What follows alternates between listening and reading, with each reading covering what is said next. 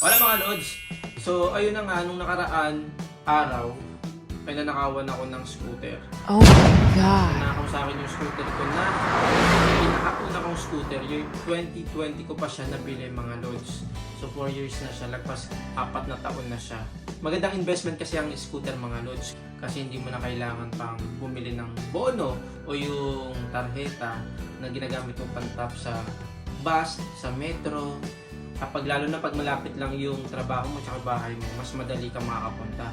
At maganda dito mag-bike, mag-scooter, at kahit ano pang klase ng electric na vehicle na ginagamit ng mga tao dito, pang sarili nila. Safe dito dahil merong bike lane talaga, tapos nire-respeto ng mga tao yung mga nagbabike, yung linya ng mga nagbabike. Although meron din mga nagiging aksidente, pero siguro hindi naman din maiiwasan talaga yung aksidente. Pero isa sa mga magandang investment kapag nandito ka sa Madrid, mga lods, pagpapunta ka ng trabaho, ay magkaroon ka ng sarili mong scooter. Siyempre, doble ingat lang din. Kailangan mo lang din maging responsable sa pagpapatakbo, tapos magsuot ka na rin ng helmet kung kinakailangan. Pero hindi naman siya obligatoryo kasi hindi naman lahat ng nag-scooter sa labas ay naka-helmet. Pero syempre, for your safety, mas maganda merong helmet, mga lods. Sa ngayon, hindi na po pwedeng ipasok sa metro or sa train pati sa bus yung mga patinete or yung electric scooter kasi nagkaroon ng incident nung itong taon lang na mayroong sumabog na patinete or electric scooter sa loob ng train, kaya pinagbawal na siya na ipasok sa loob. Siguro dahil dun sa battery, kasi merong ibang mga patinete ng mga lalaki na merong mga spare na battery. Yun yung ginagamit ng iba, yung mga big boy, yun yung mga ginagamit nila. Hindi ko alam kung anong pinaka naging reason kung bakit sumabog yun. Kaya, basta ngayon, bawal na siya sa mga metro.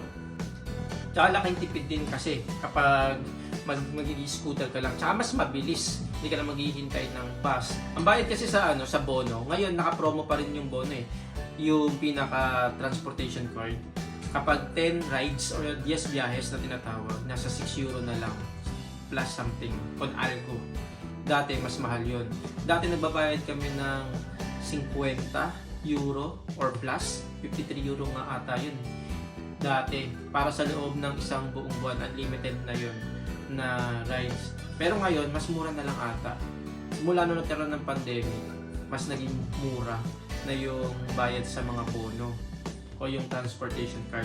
Pero sabi nila dati, babalik na daw sa normal, pero hanggang ngayon hindi pa rin bumabalik, which is good thing para sa mga commuters, mga lods. So since nanakaw yung aking patinete nung isang araw lang, ang ginagamit ko na ngayon ay yung talagang binili ko na bago, nakapalit talaga noon pa lang. Ngayon, papakita ko sa inyo. Mas maganda tong scooter na to kasi mailala ko siya na hindi siya mananakaw. Basta huwag ko lang makakalimutan na ilak kapag nasa labas o hindi ko ginagamit. So ito papakita ko sa inyo. Ito mga lods ay hindi sponsor pero masasabi ko na isa sa mga magandang quality pagdating sa scooter ay ang Xiaomi, mga lods. Kasi maraming parts ang Xiaomi, madali makahanap ng parts ang Xiaomi, and then subok na talaga, umabot niya sa akin yung 4 years eh. So ito yung aking bagong scooter, mga lods. Ito yung pinakabagong scooter. Si Karin yung gumamit nito nung time na ginagamit ko yung luma. Mas maganda to at hindi matagtag. Ayan, Xiaomi. Ipapakita ko sa inyo, lods, para siya malak. I-on mo lang yan. Ayan. Di merong application na, ayan o, Mi Home. Mo lang yan. Ganito na yung patinete ko. Oh, Lods, Xiaomi. Click mo lang yan. Ayan, nakakonect na siya sa Bluetooth. Tapos, slide mo lang siya ng ganyan. Ayan. Nakalock na siya. See? So, paano siya hindi magagamit kapag nakalock? Kapag ginalaw mo yan, mga lods, ayun o, nag-a-alarm siya. Tapos, kahit i-move mo tong gulong, hindi siya mamumove. Maliban na lang kung malakas yung magnanakaw pag nabuhat niya to, pero nag-a-alarm siya. Kaya, hindi niya agad-agad or basta-basta mapapagana to. Ayun yung kinaganda ng scooter na to mga lods.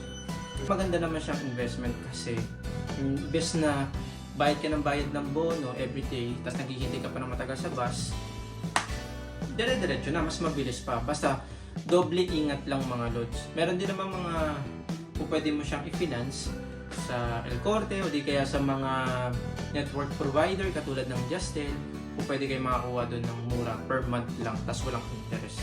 Kung gusto nyo talaga mas makatipid, mas marirecommend ko sa inyo meron kayong scooter. Basta, doble ingat lang sa paggamit. Siyempre, mas kailangan mo lang din maging responsable sa paggamit ng patinete dito sa Madrid.